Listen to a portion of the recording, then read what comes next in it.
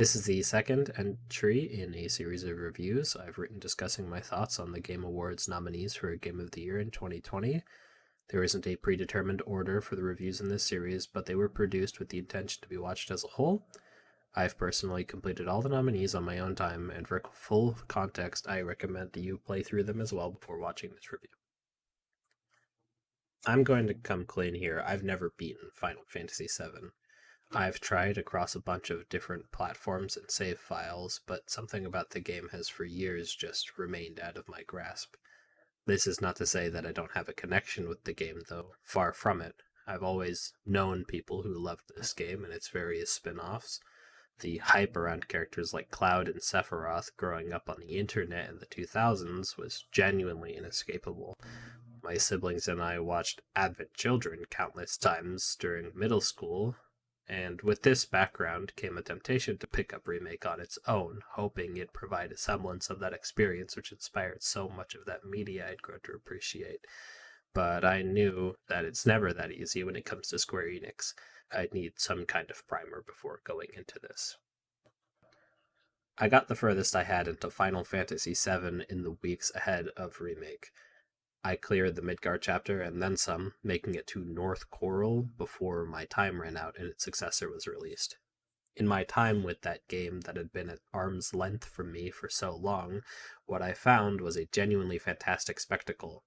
It was an exciting game with unexpected narrative turns, memorable scenes and characters, and some great momentum that had me on the edge of my seat the whole time I was in Midgar. My expectations were high for the remake, with as little time I'd put into it, but even more than that, I was, like many, confused as to how they would turn what was an admittedly great first act into an entire game of its own. In the end, I think if Final Fantasy VII will be remembered for anything, it will be remembered for how it handles that exact issue.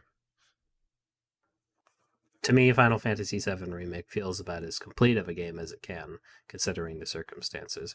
What we have in Remake feels like the first season of Final Fantasy VII on HBO. There are some winners in its story arcs or chapters, and some duds, but overall it lovingly retells the famous Midgar adventure in appropriately bombastic fashion, fleshing out the city, characters, and even its beloved tunes in the process. Encounters such as with the Airbuster are taken to insane levels of spectacle, nearly to the point of feeling bloated. Considering the length of these fights alone, this could have easily been the case for a game that didn't have such satisfying combat, entertaining dialogue, and characters. But I would be doing the game a massive disservice if I didn't take this opportunity to talk about my personal favorite feature of this game, the way it manages to remaster its soundtrack. I never get tired of listening to the Final Fantasy VII soundtrack. I may not be invested in the game or the series as a whole, but I can't really go 2 months without listening to the Five Distant Worlds albums front to back. Remake's soundtrack is, like the project as a whole, Final Fantasy VII taken to a dazzlingly exciting extreme. Square had a wonderful time retooling the soundtrack, and it shows. One example I love is a popular BGM from Midgar, Oppressed People. This jaunty background theme, written to reflect the eccentric personalities of the underclass living in the Wall Market district, is retooled to feature steel drums and these silly background vocals that elevate the track while infusing it with this tropical element that somehow works so well with the original melody. But that's not even all. The song gets remixed again to become this amazing, fast paced EDM track to be used for combat in Wall Market's outlying areas. It perfectly exemplifies to me how they're able to reuse their source material in inventive and exciting ways. The music in this game was genuinely so good, it enhanced so many scenes that would have felt in other games to be tired or cumbersome sections, mainly seen in the dungeon crawling.